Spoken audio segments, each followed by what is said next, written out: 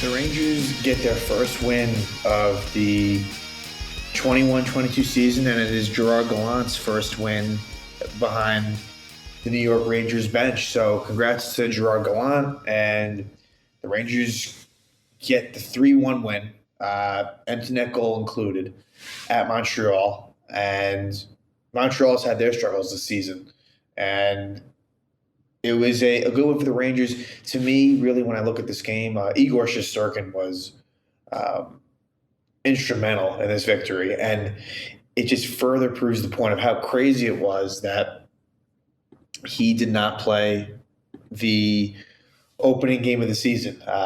Made no sense. Divisional game.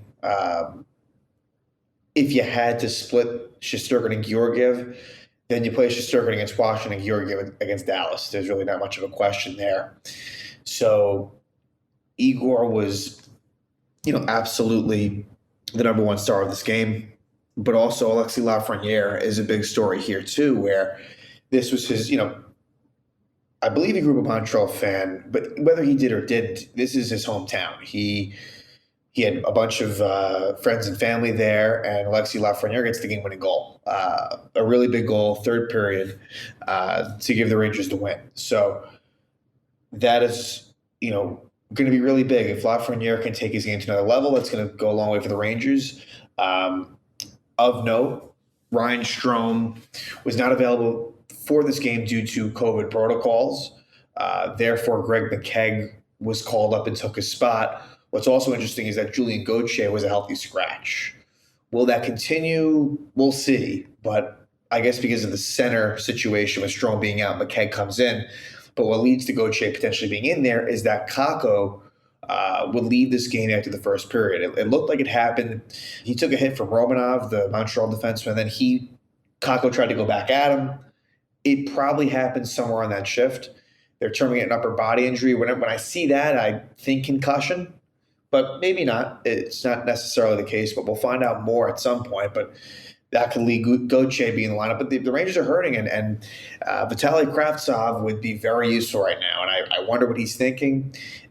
It appears that this is a relationship that's completely damaged at this point, at least in the interim. Could things change in the future? I suppose. But it's too bad because Kravtsov would be very useful here, especially if Kakko is out for any length of time. So the Rangers go into this one having lost to Washington, and then they lost to Dallas in overtime. And Montreal was a team that they have had their struggles as well heading into this. And I believe that this was Montreal's home opener. They had lost to Toronto and Buffalo on the road. So this was Montreal's home opener. And so I think that this game was even for a good stretch of this game, but Montreal definitely picked up the pace, I felt, as the game went on. But here's the good thing. The Rangers, they won the special teams battle. The Rangers go 1 for 4. And again, I think the power play could be better. But what improved was the penalty kill. Montreal goes 0 for 3 on their power play chances. And really, as far as this game was concerned, Ryan Reeves takes a penalty at 2:32. And look, I haven't loved what I've seen from Ryan Reeves so far, and I don't think that he is someone that deserves to be playing every single night. You got to pick your spots at Reeves. And with the injuries and sort of lack of depth currently, Reeves is going to be in the lineup. But if there is a time when they're in a better position, I don't think that Ryan Reeves is an automatic, have to have him in each night. That's just my opinion.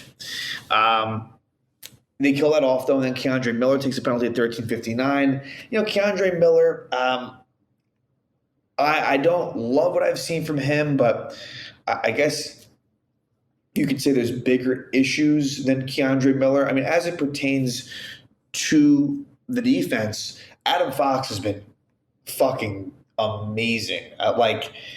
As good as he was, it just seems like he's ready to just continue. I mean, it doesn't get much better than Norris Trophy winner, but I think he's going to try to take that to new levels. And Fox has been amazing. Lindgren, being Fox's partner has been good. I felt like Lindgren might have struggled a bit in that Washington game, but look, it's when you're playing with Adam Fox, it's going to be tough to not play well. I'm not a big Jacob Trouba fan, so that Miller-Trouba pair for me doesn't do a whole lot. I don't love it at all, quite honestly. And then Nemeth Lundqvist. With Lundqvist, you got to be patient, and I hope that he's good one day. But with other young kids in Hartford on defense, it's interesting. Like, obviously, Lundqvist playing on the right side is good for him and for the team as far as like having that balance. But Zach Jones, I look, if he is going to be any bit successful in the AHL, you're going to want to give him a look. Braden Schneider is probably a little bit further off, but he could be in play as well. So there's definitely a few options in Hartford if Lundqvist struggles. Like, if Lundqvist doesn't really do well in the first, let's say, 10, 15 games, it would not shock me if he gets sent down. And Patrick Nemeth, I think Nemeth is fine for what he is as a third pair defenseman. He's nothing more than that. He is absolutely sort of he's a fifth or sixth defenseman. But yeah, so end of one, it's no score. And then Montreal takes 3 penalties all pretty quickly. The Rangers finally cash in. Montreal takes a penalty at 3:02, Rangers don't score. 6:09, Rangers don't score. And then 9:04, and the Rangers do score. And what should be noted is that Ryan Reeves did draw a penalty on the first 2 penalties by Montreal that period. So that is something that it's an interesting battle, right? Because Dryden Hunt is someone who has played all 3 games, but like, is he going to stay in the lineup? Certainly, we know Greg McKegg. We know what he is. He's, bottom of the barrel, clearly, as he, was in Hartford. But tonight it was Kevin Rooney playing with Barclay Goodrow. Well, until Kakko got hurt. It was supposed to be Rooney with Goodrow and Blais. That was the third line. The fourth line was McKegg. Or I guess, you know what? I guess it changed, come to think of it. But I think ultimately that's what it should have been. I think, McKegg did not get much ice time. He played 7:27 and Hunt 9:17. So they were clearly, your quote-unquote fourth-line guys. But anyway, Rangers get all those power plays, and they eventually do cash in, and it is Chris Kreider who makes it 1-0. So Kreider now 3 goals in 3 games, and it's all of the same variety. It is net front sort of deflections, honestly, whether it be stick deflections, like off his skate, like whatever it might be. So, but this is Chris Kreider. He is very streaky, and he's starting the season on a hot streak.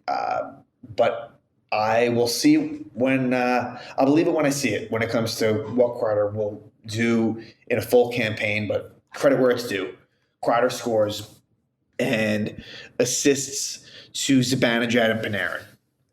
Third period, Montreal, I felt like, picked up the pace, and Lafreniere takes the penalty at 6:20. And on that penalty kill, Mika Zibanejad gets a really good chance, a little mini breakaway, but the save would be made by Jake Gallant. And Jake Gallant played pretty well. But Montreal would tie it up. And you're thinking, here it goes again. At 9:24, it's Jonathan Drouin. Nothing that Shesterkin could do about it. And unfortunately, McKegg was on the ice, who, again, he barely played. Reeves was on the ice. Dryden Hunt. It was essentially your fourth line. So that is, not what you want to see, especially at that juncture of the game. But the good thing was, less than a minute later, less than 30 seconds later, the hometown kid, Alexis Lafreniere, gets the game, what will eventually be the game-winning goal. Lafreniere, a great pass by Zibanejad, who had a great pass from Fox. So Lafreniere from Zibanejad and Fox. Rangers take a 2-1 lead, and eventually Kevin Rooney would add an empty net goal with 10 seconds left to give the Rangers a 3-1 win. So first win of the season for the Rangers, first win for Gerard Gallant as a Ranger head coach, and now they stay in Canada and they'll be going to Toronto. That will be definitely a tougher test, in my opinion. Now, look, Montreal beat Toronto last year in the playoffs, so I guess you could make the argument that maybe it isn't as much, but I think Toronto, it's a step up in class. It's a step up in talent. And it'll be interesting to see what the Rangers can do. We don't know the status of Strome and Kakko. That might go a long way in determining how successful the Rangers are for the rest of this road trip. But so far, so good. They get that win. And Igor Shesterkin proving why he is, no doubt about it, the number 1 goaltender on this team.